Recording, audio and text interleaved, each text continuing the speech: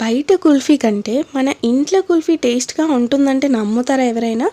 ఇప్పుడు నేను చూపించే ప్రాసెస్లో చేయండి, పక్కా ఇంట్లో అందరూ మిమ్మల్ని శబ్బాష్ అనాల్సిందే. అంత బాగుంటుంది మరి ఈ కుల్ఫీ. అండ్ ఇది బయట కొన్న కుల్ఫీ లాగానే చాలా టేస్టీగా అండ్ సాఫ్ట్గా ఉంటుందండి. So let start our video.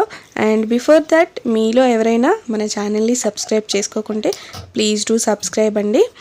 And kulfi mould లేకపోయినా కూడా నేను కుల్ఫీ ఎలా చేయాలో చూపిస్తున్నాను, స్కిప్ చేయకుండా చూసేయండి.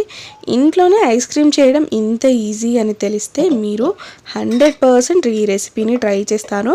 అండ్ బయట ఈ కుల్ఫీకి ఎక్కువ మనకి 120, 170 అండ్ అబౌవ్ 100 ఉంటుందండి.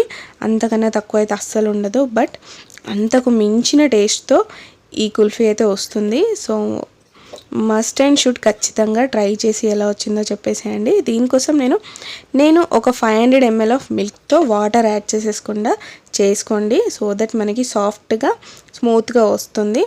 నేను ఇక్కడ ఫ్రెష్ క్రీమ్ యాడ్ చేశాను కదా, మీకు అవైలబుల్ ఉంటే వేసుకోండి, లేదంటే పాల మీద మీగడ ఉంటుంది కదా, అది వేసుకుంటే ఇంకా టేస్ట్ అనేది ఇంకా నెక్స్ట్ లెవెల్ ఉంటుంది. అండ్ పెరుగు మీద మీగడ యాడ్ చేయొద్దు, టేస్ట్ అస్సలు బాగోదు. అండ్ ఇక్కడ చూస్తున్నారు కదా ఐస్ క్రీమ్ మౌల్డ్, ఇది కంప్లీట్గా కూల్ అయ్యాక వేసుకోండి. అండ్ ఇలా స్టిక్స్ పెట్టేసుకుంటే అంతే అండి. ఇట్లాంటి మట్కాలు ఉన్నా కూడా ఇందులో వేసేసుకోండి.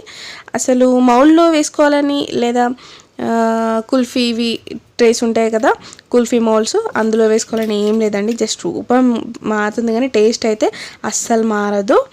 సో మీరు ఇలా పేపర్ కప్స్లో లేదా స్టీల్ గ్లాసెస్లో కూడా వేసేసుకోవచ్చు ఈ మిక్స్ని. టేస్ట్ అనేది సూపర్గా వస్తుందండి. జస్ట్ ఈ మిక్స్ని 6 to 8 hours పాటు డీప్ ఫ్రిడ్జ్లో పెట్టేసుకుంటే అంతే అండి, ఇంకా మనకి కుల్ఫీ రెడీ అయిపోయినట్టే. ఇక్కడ చూస్తున్నారు కదా, జస్ట్ ఒక 1 minute అలా ఒక 20 seconds అనుకోండి, ఇలా వాటర్లో మిక్స్ చేసేసుకుంటే ఇంకా మనకి కుల్ఫీ అనేది ఈజీగా వస్తుంది. అండ్ ఈ పేపర్ కప్స్లో అయితే నాకు చాలా నచ్చాయండి. సో బెటర్ టు ఇలా చేసుకుంటేనే బెస్ట్ అని చెప్తా. అండ్ ఇలాంటి మరెన్నో వీడియోస్ కోసం మన శ్రీవాణీస్ కిచెన్ని సబ్స్క్రైబ్ చేసుకోండి. Thank you for watching. Bye bye.